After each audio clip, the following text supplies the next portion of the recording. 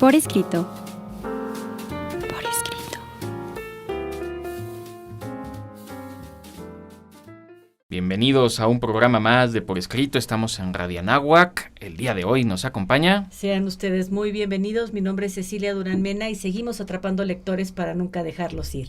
¿Cómo están? Me da mucho gusto saludarles. Yo soy Raúl Sanz y está también aquí de visita rápidamente mi hijo Santino. No quiere hablar, a ver si al ratito se anima. A ver si se anima. Un servidor, Juan Carlos Padilla, también los saluda. Nuestras redes sociales, Raúl. Por supuesto, como siempre los invitamos a que nos sigan a través de todas nuestras redes sociales. Encuéntrenos en Facebook, Revista Por Escrito, Twitter, @Por Escrito, Instagram, @Revista Por Escrito. Escúchenos a través de Spotify, véanos y escúchenos en nuestros canales de YouTube. Y las dos invitaciones que le hago cada semana para que nos escuche a través de Radio Anáhuac. Y recuerde que en punto de las 9 de la noche salimos siempre con una nueva emisión a través de Código Libre. Síganos, por favor.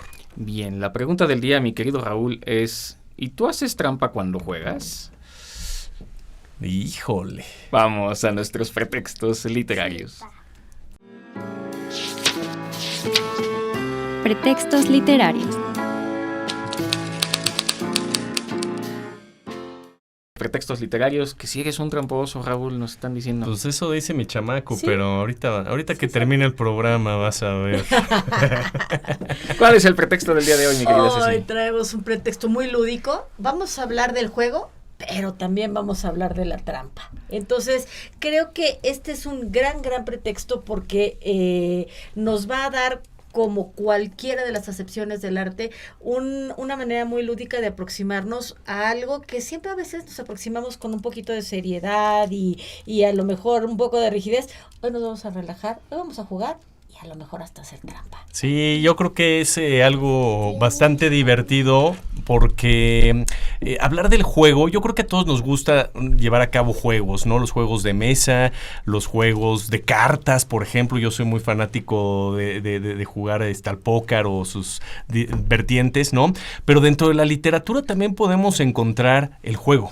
Y yo creo que aquí en el guión lo encontré, pero yo también lo tenía ya visualizado, justamente hablar de Rayuela. Para mí la obra de Julio Cortázar es uno de los primeros libros dinámicos que existieron, ¿no? Particularmente como novela, quizá es la primera novela con un corte muy dinámico en el que el propio autor te dice cómo debes ir leyéndola, cómo te debes involucrar. Y parte del juego es ese, ¿no? Como lector, olvídate ya del autor, como lector, cómo te puedes ir involucrando, cómo puedes meterte a la historia. Y eso no cualquier novela lo va a lograr, tiene que tener ciertas características, ciertas estructuras. Entonces, de la parte del juego literario queda bien plasmado. De la trampa que nos hable Juan Carlos. Todos hacemos trampa, esa es la realidad. ¿Por qué? Porque nos da coraje no poderlo lograr. Creo que es parte del juego. Ya en conversaciones ampliaré, voy a estar hablando sobre todo y particularmente de un libro que se llama El Homo Ludens, de Johann Huizinga. El Homo Ludens, un poco como se ha hecho alusión en otros medios a el Homo Videns para referirnos a la televisión, el Homo Sapiens, por supuesto, el Homo Erectus, todo esto. El Homo Ludens es el hombre que juega. Y el ser humano, dice en esta obra Huizinga, en ese sentido es muy animal. Jugamos todo el tiempo y sabemos cuando jugamos. Cuando hay dos perros que están jugando, saben cuando están jugando. Y si están peleando, sabemos que están peleando. Sí. En ese sentido, somos una especie que también juega. Y creo que eso es muy atractivo. Y además lo podemos mezclar con la literatura. De modo que hay hasta 3 posibles vertientes del juego. 1, los juegos y lo que se juega adentro de una obra literaria. La obra literaria como juego y el pretexto de jugar con el lector. Y yo creo que eso es lo más padre, porque tú como escritor llega un momento en el que haces esta propuesta de juego. Siempre que tú estás invitando a leer a un lector, lo estás invitando a tu juego con tus propias reglas. Y a veces ahí empieza el engaño, lo empezamos a dar pistas que a lo mejor no son las que deberían de ser y entonces tratamos de que sospeche del mayordomo cuando en realidad a lo mejor fue la secretaria y todas estas cosas. Pero también existen estos personajes trinqueteros, estos personajes trampositos y estos personajes que uno termina amando. Estoy pensando, por ejemplo, en el Lazarillo de Tormes, o estoy pensando en el Periquillo Sarniento de López de Lizardi. Entonces digo, ay carambas, el juego siempre ha estado muy presente, la trampa, y cómo uno como lector tiene que ir anticipándose a este juego del escritor, y a veces le ganas y a veces no, y a veces estás a la altura de este juego y a veces no, y a veces la pluma está a la altura y a veces no. Yo creo que le diste a la clave, Ceci, con ese último comentario, porque pensando, por ejemplo, en una de las novelas que yo escribí, Fragmentada, que es la que más me he divertido de verdad escribiendo, porque trata de un personaje muy oscuro, una mujer, una psicópata, ¿no?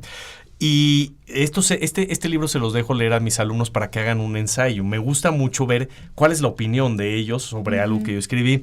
Y continuamente me encuentro con esto que tú dijiste hace un segundito, ¿no? Que es, todos se quieren adelantar y hablan en su ensayo sobre, pues yo creí que la historia iba en esta tendencia y que iba a acabar de tal forma. Y de pronto el autor, en este caso un servidor, ¿no? Le das una vuelta de tuercas, ¿no? Los engañas, ellos creen que ya acabó la historia porque yo hago una trampa ahí. Casi al final parece que ya terminé la historia de Fragmentada. Y sería un buen final, ¿eh? Uh-huh. Pero de pronto resulta que ahí no acabó la historia. Y le giro completamente la trama. Y entonces los alumnos lo que me dicen, y me cautivó porque de pronto te fuiste a otro extremo y además yo dejo finales abiertos. Yo sé que a ti no te gusta. Entonces se quedan con esa incertidumbre. Y esa es una trampa más. Porque ellos me preguntan, ¿y cómo acaba? Les digo, yo sí sé cómo acaba, yo sí sé quién es la persona que toca el timbre. Ajá. Nunca les voy a decir quién es, eso me lo voy a guardar para mí toda la vida como autor. Piensen lo que quieran ustedes. Claro. Espero que por lo menos nos deje un testamento donde diga qué era lo que había pasado para que lo podamos leer cuando ya no esté. El que tocó o la que tocó el timbre. El juego también es algo que se opone a lo serio. De hecho, un poco es una fuga, es un escape. Lo serio se puede negar, el juego no. Y de hecho, cuando retamos a alguien a jugar, automáticamente se ponen unas reglas de juego. Es imposible abarcar todas las posibilidades que un juego puede tener. Ya sea un juego, comprado con un lineamiento o un juego. A ver, es clásico, cuando juegas el fútbol, el gol gana, ¿no? No importa que uno iba ganando 7-0, al final es gol gana. Pero automáticamente todos se ponen en mood de gol gana, no importa ya el juego anterior. Y aquí lo que es muy interesante, y es algo que también retrata Huizinga, es que respetamos las reglas del juego. Podemos hacer trampa, pero incluso hacer trampa es una regla de juego que no está escrita. Lo que no se vale, dirá él, es negar el juego. Claro. Cuando alguien se empieza a encaprichar y empieza a decir no, ya no quiero jugar, rompe el juego, rompe la atmósfera y se acaba la diversión. Si alguien hace trampa y es sorprendido, tiene que admitir su culpa, recibirá su castigo, pero el juego continúa. Uh-huh. En cambio, el que ya niega el juego ya no tiene esa posibilidad. Uh-huh. Y yo creo que en ese sentido también juega el arte, o sea, esa regla la tiene el arte. Nosotros cuando estamos jugando tenemos que tener estas reglas y como bien decías, no se trata de que, ya me enojé contigo, ya cojo mi balón y me voy y ahí se quedan todos con la ilusión. Lo mismo sucede en la literatura. Tú estás planteando un juego que puede ser un juego de terror, puede ser un juego de misterio, incluso puede ser un juego romántico, puede ser un juego de amor. Pero cuando se rompen esas reglas, entonces, ¿qué pasa? Haces enojar al lector. Y ahí es en donde no se vale. El juego tiene que tener esa cosa picosita, lúdica, pícara también, ¿por qué no? Pero tiene que haber unas reglas, porque si tú descontrolas al lector, te pones en el riesgo de que te avienten la obra y que no te sigan leyendo. Ahora, no es anuncio de Big Brother, pero las reglas cambian a veces, ¿no? Y a eso me refiero, por ejemplo, Juan Carlos lo estaba escuchando y me hizo pensar un juego que a mí me fascina, pero que todos acaban enojados, Risk. ¿No? Si han jugado Risk. Originalmente, las reglas del juego de Risk no dicen que puedes hacer equipos. Originalmente. Esto se fue modificando como una tendencia de que la gente decía, oye, tú y yo estamos ahí haciendo frontera y si nos aliamos y le ganamos a aquel y lo destrozamos, y ya después nos destrozamos tú y yo, pero primero nos unimos para destrozarlo. Esas reglas originalmente no existen en el Risk. Creo que ahora sí en las nuevas versiones ya viene permitido, pero eso fue un origen de los propios jugadores en el que pones y te acabas enojando en el Risk. Es divertidísimo. Ya me las pagarás, ¿no? Ya me las pagarás. Entonces, ahorita escuchando a Juan Carlos me hizo pensar, sea, creo que hay un sinfín de juegos.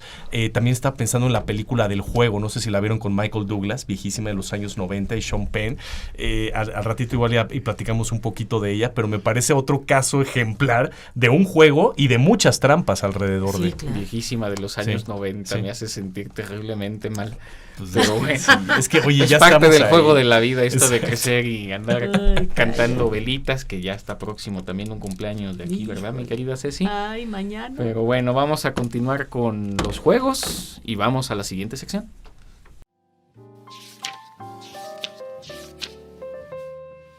Lo desconocido.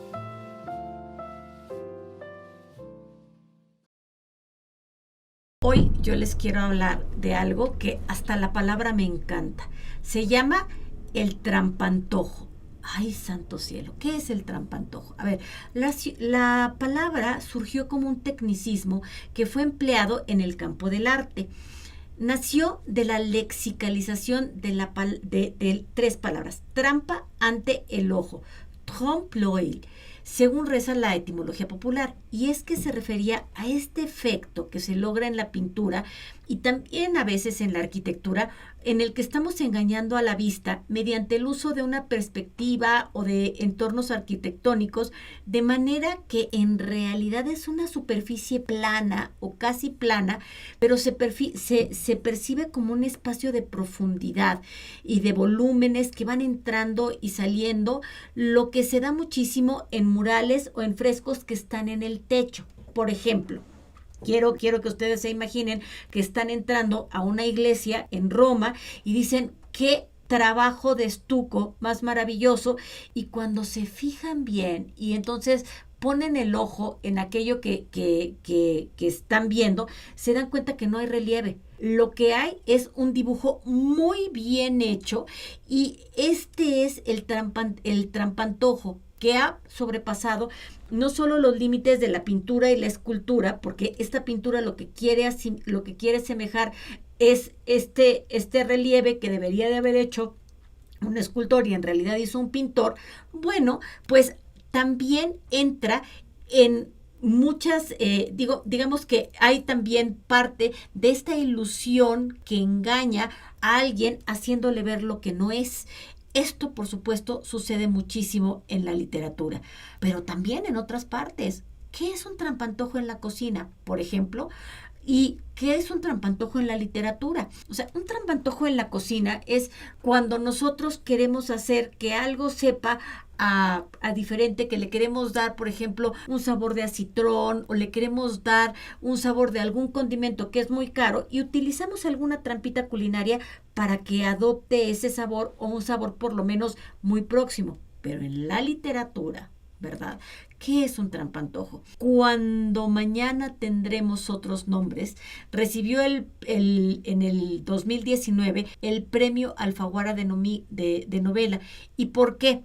Porque se trataba de un texto sutil y sabio de gran calado psicológico. Se trata de la autopsia de una ruptura amorosa que refleja la época contemporánea de una manera excepcional. Ha tratado de evitar dirigirse a ella con el término de novela, porque Patricio Prón, que es el autor, es un argentino nacido en 1975 en Rosario, pensaba que si se trataba de una novela, era caer en la trampa de este escritor que ha ideado una ilusión con la que intenta hacer que el lector de la obra haga y viva lo que en realidad no es. Las vivencias, a ver, aquí Patricio Prón juega a sus propias reglas. No le pone nombre a los personajes y les llama él y ella. Él y ella, que se narran a lo largo de las páginas de Mañana Tendremos Otros Nombres, sirven solo como un pretexto para hacer una cartografía de la sociedad contemporánea. Entonces, para realizar este análisis sobre las relaciones como objeto de consumo, de los límites de la propiedad individual o de la importancia de los objetos materiales en la vida de las personas, así como la creación de debates con el que se establece en torno a las nuevas masculinidades. La separación de una pareja que no tiene nombres, que vivían en Madrid en el siglo XXI, se erige como telón de fondo sobre los protagonistas. que con ellos y con el lector reflexionan sobre el uso o el mal uso de las redes sociales a la hora de intentar construir relaciones afectivas duraderas. Los personajes que pueblan esta novela se ponen en tensión entre el agotamiento de la fórmula monogámica tradicional y la aparición de nuevos modelos de relaciones amorosas, de la fragilidad de las relaciones poliamorosas y del establecimiento y ruptura continua de las relaciones personales efímeras que pueden conllevar, como ya se saben, a otros protagonistas y a otras consecuencias mucho más duraderas. A lo largo de toda la novela se aspira a que el autor y el lector tengan esta posición privilegiada para contemplar estas batallas.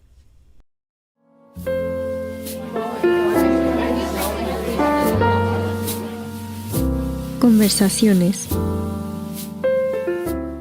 Hemos llegado ya a nuestras conversaciones. Ceci, ¿cómo quieres empezar el juego? Trampas, brincos, juegos, narrativa al final. Me gustaría empezar, yo creo que con una de las novelas que son más juguetonas y más góticas al mismo tiempo. Y me gustaría hablar de Aura, de Carlos Fuentes, porque Aura nos está planteando una trampa, y es una trampa que se le plantea al protagonista, que es Felipe Montero. Felipe Montero llega a buscar trabajo a un departamento muy oscuro en el centro de la Ciudad de México, y de repente se topa con una mujer maravillosa, muy guapa, muy bonita, que tiene unos ojos color esmeralda, y que tiene una tía que es viejita y que tiene así como más bien la descripción de una bruja. Y el juego que nos hace Carlos Fuentes es que pareciera como que estuviéramos hablando de espejos. Entonces, cuando Consuelo Llorente, que es la tía, mueve la mano izquierda, Aura también la mueve. Y cuando ella mueve las cejas también. Es decir, tienen estos movimientos combinados, y no voy a dar un spoiler, pero ya se podrán imaginar de qué se trata esta trampa que nos tiende Carlos Fuentes y cuál es el juego que tienen entre Aura y Consuelo. Aparte, yo siempre voy a recomendar, todo mundo tendría que leer Aura. Todo. Se sientan un ratito en la tarde, en la mañana, y se lo echan. Es un libro cortito, ¿que son 100 páginas? Yo creo que Algo sí, así, son 100 ¿no? páginas, depende es de la cortitito, edición. Ajá. se lo echan un ratito y es un libro que de verdad te atrapa, te cautiva y quieres seguir leyendo justamente en este juego que establece Carlos Fuentes. Yo quisiera hilar dos cosas. Hace rato ya hablamos de algunos juegos de mesa, puse el ejemplo del Risk, y me parece que uno de los juegos más importantes y trascendentales en el sentido de la participación muy activa y creativa del juego y la trampa por parte de los jugadores es Dungeons and Dragons, ¿no? Que es un juego de rol, simple y sencillamente, en el cual, si han visto, por ejemplo, esta serie de The Big Bang Theory, véanlo, ahí lo van a ver muy claramente, sí, con todos este Sheldon y sus amigos, cómo establecen este juego en el que hay un guía, hay una persona que va originando la historia, la va relatando con una serie de opciones, y la gente que está jugando, participando, tienen que ir tomando decisiones, y dependiendo de eso el juego va avanzando, va retrocediendo, te vas quedando atrás, etcétera. Puedes acabar, ¿no?, en calabozo, te pueden matar y tú te sales del juego, que era lo que explicaba al principio del programa Juan Carlos, y tú ya quedaste fuera del juego y siguen los demás, ¿no? Entonces, creo que es uno de los juegos más importantes. Esto me lleva a pensar en la actualidad se ha llevado a la tecnología, a la parte digital, a los foros de rol. Y esto sí ya tiene que ver específicamente con la literatura, porque ahora gente de todo el mundo puede participar en un foro de rol con personajes bien definidos, con una temática bien definida, pero cada personaje va escribiendo la historia y el siguiente te va contestando y hay una relación estrecha. Entonces, estás generando por medio de la escritura historias, construcción de personajes, y se vuelve muy dinámico. Los foros de rol, yo ya he estado en alguno y me parece algo bastante atractivo, ¿no? Y finalmente relacionarlo con una revista ahorita que está aquí mi hijo de los años, bueno, una serie de libros, mejor dicho, y de historias, Goosebumps, Escalofríos, en los años 90, en la que eran historias de terror, pero tú como lector podías participar, de nueva cuenta, elegir distintos caminos y situaciones, y lo digo por mi hijo porque recientemente, hace unos años, salió la película de Goosebumps con Jack Black, y es muy divertida, tiene su tinte de terror, pero al mismo tiempo está muy aterrizada a los niños, entonces vino a colación también. Se me adelantó Raúl, yo quería cerrar con Dungeons and Dragons porque entiendo que ha jugado alguna vez, Sí. pero yo llevo toda la vida jugando juegos de rol, Dungeons and Dragons entre ellos, Sí. y efectivamente es así. Me gustaría, ya para hacer la recomendación, a ver, a diferencia de ahora que es de 100 páginas, aquí tenemos un libro de 400 páginas, que además es un ensayo. Es muy distinto leer una novela, como puede ser Aura, a aventarse un ensayo razonado sobre un tema y tratar de desglosarlo ampliamente. Por supuesto que es recomendable, claro, es un libro más erudito, es algo que requiere pensar, no solo estar un ratito en la sala de tu casa. El Homo Ludens de Huizinga, me gustaría leer un pequeño fragmento que es cómo se define el juego. Y aquí, haciendo alusión a lo que menciona Raúl en Dungeons and Dragons, empata perfectamente. El juego es una acción u ocupación libre que se desarrolla dentro de unos límites temporales y espaciales determinados, según reglas absolutamente obligatorias, aunque libremente aceptadas, acción que tiene su fin en sí mismo y va acompañado de un sentimiento de tensión y alegría y de la conciencia de ser de otro mundo que no es la vida corriente. Todos los pueblos juegan y lo hacen de manera extrañamente parecida. Sin embargo, no todos los idiomas abarcan el concepto juego, con una sola palabra de manera tan firme y al mismo tiempo tan amplia como en los modernos idiomas europeos. Ahí tenemos un poco la descripción del juego, según Huizinga. ¿Y no es eso la lectura? Finalmente sí. ¿No es eso la lectura? O sea, me hiciste pensar, lo lograste, Juan Carlos, me hiciste pensar. Bien. A ver Bien si la hecho, convenzo un día de bien Dostoyevsky, del que vamos a hablar ahorita, pero bueno, vamos. Sí. Pero pensaba en lo que decía Orhan Pamuk, ¿no? O sea, de esto que tú dices, nosotros entramos libremente a una lectura, aunque nos lo dejen en la escuela, aunque tengamos que leerla por encargo, lo que sea, pero tú entras libremente a un mundo que va a tener sus propias reglas, en el que tú estás entrando libremente porque tienes que obedecer las reglas, porque si no obedeces esas reglas, entonces no puedes seguir adelante y tienes que aceptar que sea el escritor el que te vaya guiando por ese laberinto. Entonces, sí me parece que leer también es jugar. Si vamos a estar de acuerdo con esto que tú acabas de decir, entonces leer es jugar. ¡Qué padre! Ahora, eso es desde el punto de vista del escritor, lo que estás comentando, pero el escritor puede aterrizar ese juego en un personaje, en la construcción de un personaje. Estaba pensando yo, un libro que me gusta mucho y la película creo que me gusta incluso más y eso no es normal, pero sí es una de esas películas que igual me gusta más que el libro. El silencio de los inocentes, en España El silencio de los corderos, en inglés The Silence of the Lambs, de Thomas Harris. Es una historia que el personaje de Hannibal Lecter está tan bien construido psicológicamente, ¿no? Que es un tipo brillante, es un psicópata, pero también es un psiquiatra que es un tipo sumamente brillante. Y en la contraparte está el personaje de Clarice Sterling. Los que vieron la película es Jodie Foster. Y también es una chavita que, si bien está saliendo de la academia del FBI, es brillante también y es muy aguerrida, es muy valiente. Y el juego viene justo con el personaje de Hannibal Lecter, ¿no? Que a él lo busca para que le dé el perfil psicológico de un asesino serial que está allá afuera, que es Buffalo Bill.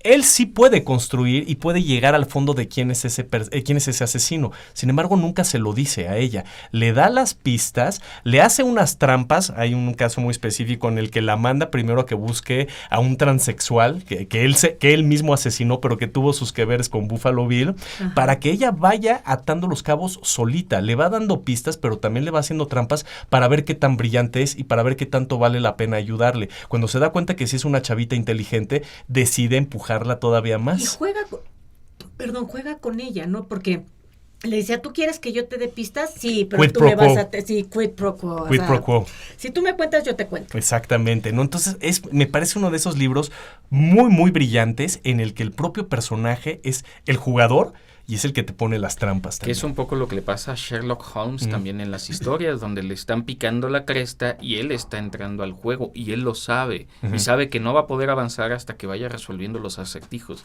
y se vuelve una obsesión. Y hablando de obsesiones, quisiera presentar este librito que, más allá de que sea específicamente, es un tipo de libro de juego. Yo sería muy mal detective, nunca pude resolver los misterios, Pero, a ver, el libro se llama El misterio del fraude en el maratón, incluso tiene un mapa de la ciudad y entonces tú tienes que ir juntando las pistas. Y lo que me resulta muy interesante del libro es que de repente encuentras una página, que seguramente aquí sí se va a ver bien, porque la idea es que uno como lector pueda poner en el espejo el libro para poder leer las respuestas a los acertijos. Eso está muy bueno. De modo que no solo es jugar contigo a ser el detective, sino que además tienes que utilizar el espejo para saber si resolviste de manera adecuada el misterio. De este modo se hace un juego interactivo de literatura, de juego, y a mí me parece sensacional porque esto te enseña mucho a ser muy observador también y a poner atención en la lectura.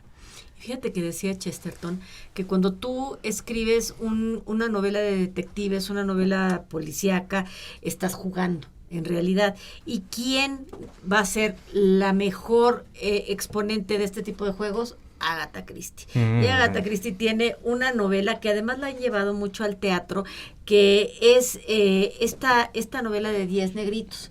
Entonces, 10 negritos va a contar una historia de personas que no se conocen entre sí.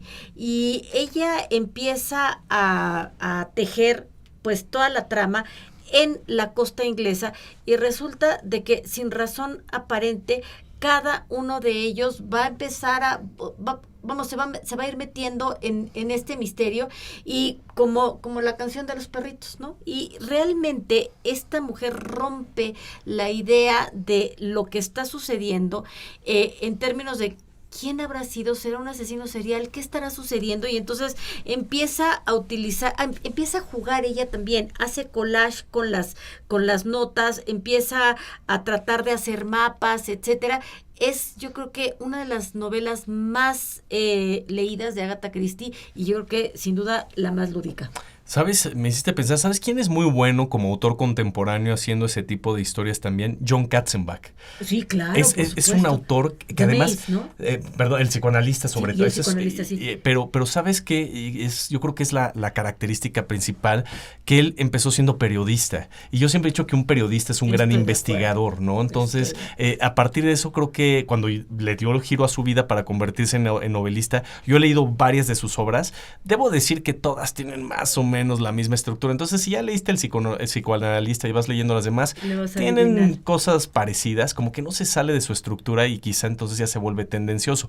Pero si lees el psicoanalista y no has leído a John Katzenbach, vas a disfrutar mucho esta construcción de cómo te va dando esas pequeñas pistas a partir del personaje antagonista que es Rumpelstiltskin, nada más que nombre, utiliza como seudónimo, ¿no? Para jugar de nuevo el juego y la trampa, ¿no? Entonces, me parece muy un autor muy significativo en este tenor al día de hoy. Y lo otro que quería platicar, y ya lo hemos mencionado, sobre todo Juan Carlos y yo, que somos muy aficionados, fanáticos diría yo incluso, pero lo hemos platicado varias veces, hicimos un programa sobre ello también, pero es que viene a colación, el señor Tolkien siempre aparece por aquí, y es que el Hobbit, ¿no? En esa escena famosísima que tenemos a Bilbo Baggins y a Sméagol o Gollum, ¿no? Con los acertijos.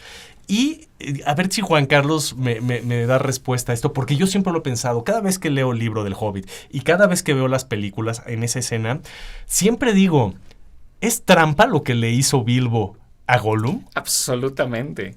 O sea, es absolutamente, pero es una trampa que le concedes a Bilbo para poder escapar, porque tú estás encariñado con el personaje y quieres que continúe. Sí. Y a pesar de que tú sabes como lector que está haciendo mal, porque sí está haciendo trampa. Sí. Ahora, lo que hace Gollum, aún llamándole tramposo y entendiendo que sí es trampa, es entrarle al juego. Sí. Entonces, como no puede adivinar ese tercer acertijo o ese acertijo para que le devuelvan el anillo, si no responde él un acertijo, no puede acceder al anillo. Sí.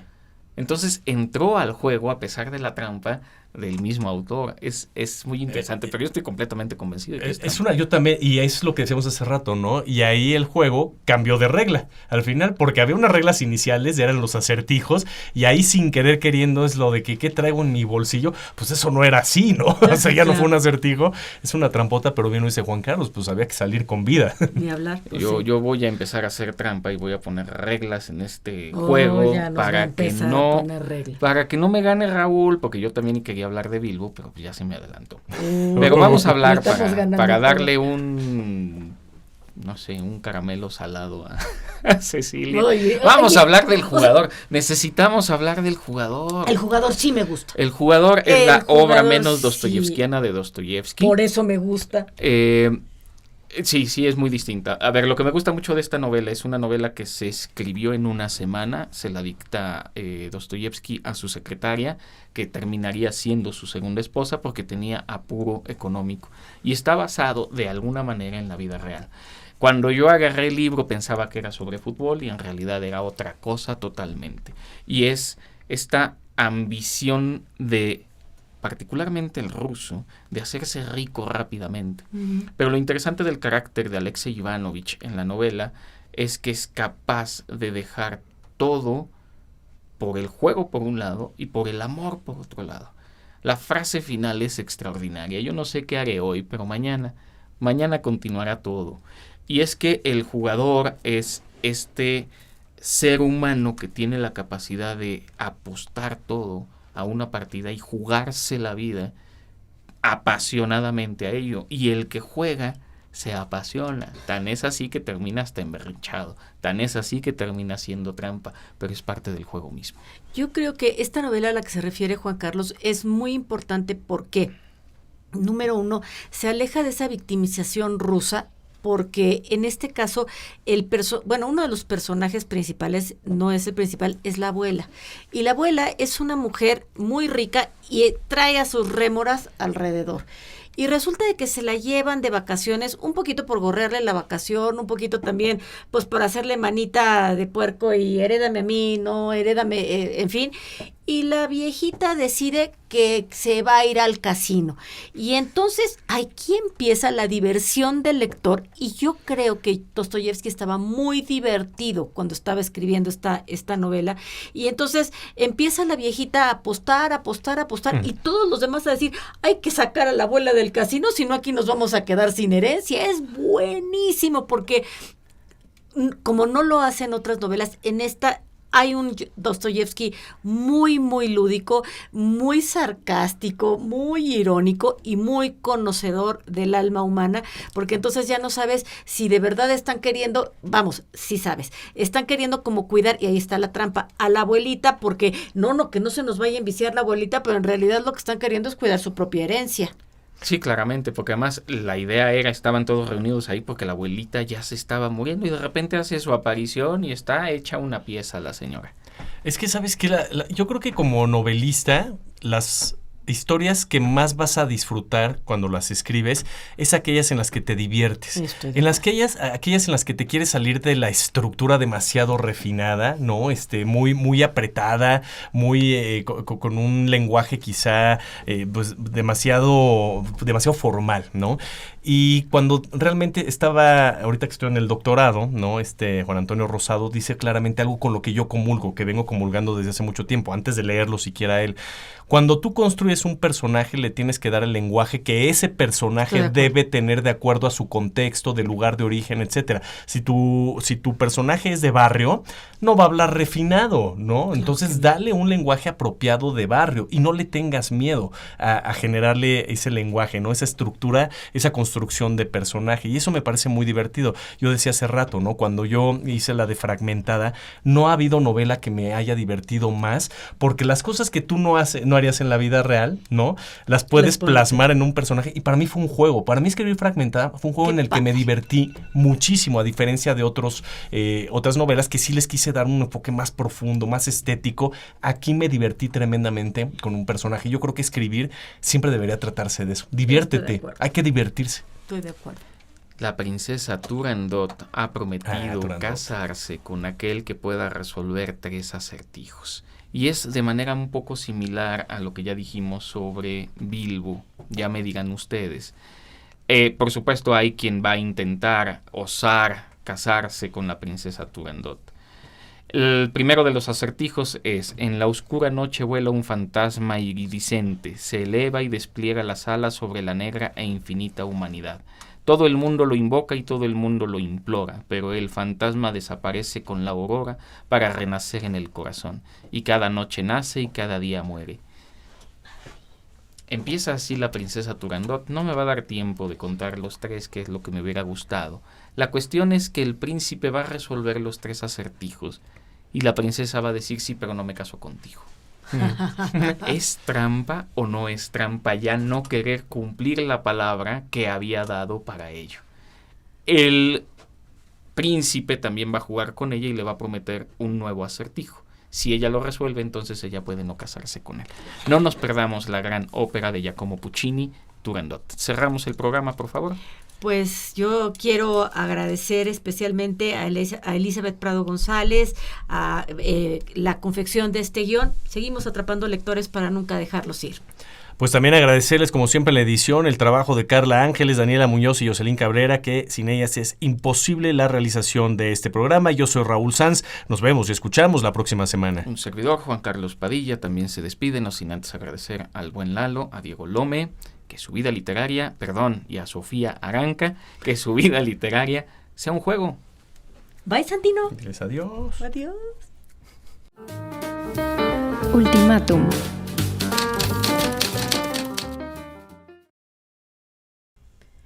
Cuando en la mitad de la vida llega una palabra jamás antes pronunciada, una densa marea nos recoge en brazos y comienza el largo viaje entre la magia recién iniciada que se levanta como un grito en un inmenso hangar abandonado donde el musgo cobija las paredes, entre el óxido de olvidadas criaturas que habitan en un mundo en ruinas, y en eso una palabra basta. Una palabra. Fragmento, Álvaro Mutis.